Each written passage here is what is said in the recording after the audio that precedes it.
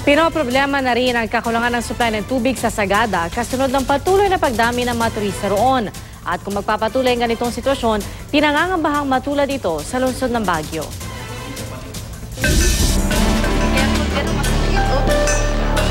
Hindi na lang siksikan at tambak na basura ang dala ng sobrang daming turista sa Sagada. Ang tubig, problema na rin pala. Humina pa naman ang tubig mula sa Bomod-Ok Falls ngayong tag-init. Ang dinarayong talon, hindi lang pala kabuhayan ng mga tour guide, literal din nagbibigay buhay sa mga pananim. Pag nataniman na ito walang tubig, anong magagawa mo pa doon?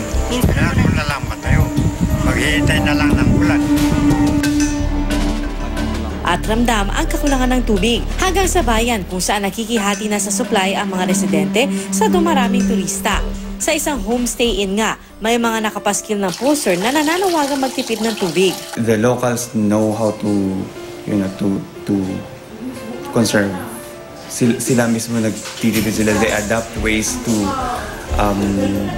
conserve water, to make sure that hindi na-abuse yung source. Kasi yung source niyan, yung source ng spring. So pag dry season talaga, medyo humihina yung... Ayon sa isang urban planner at heritage advocate, dapat ngayon pa lang magkaroon na ng regulasyon sa turismo ang Sagada. We go to Sagada for fresh air, for nature, to relax, to reflect. Pero pagdating natin doon, nandun yung traffic, nandun yung dagsa ng tao, di ba?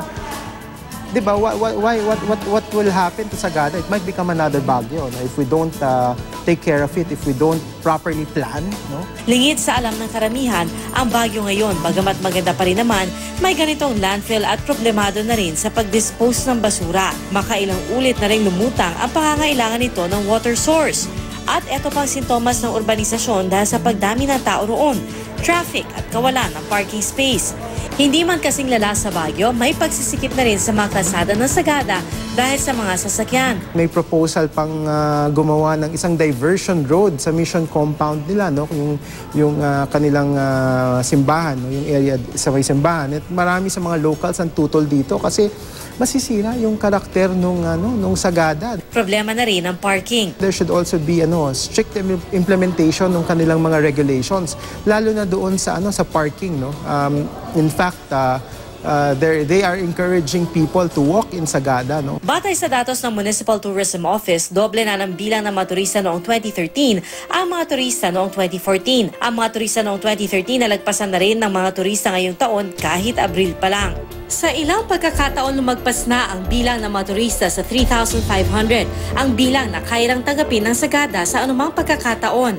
That place is welcoming us. They are it's a privilege that they are extending to us. We have to remember that it is not our place, no.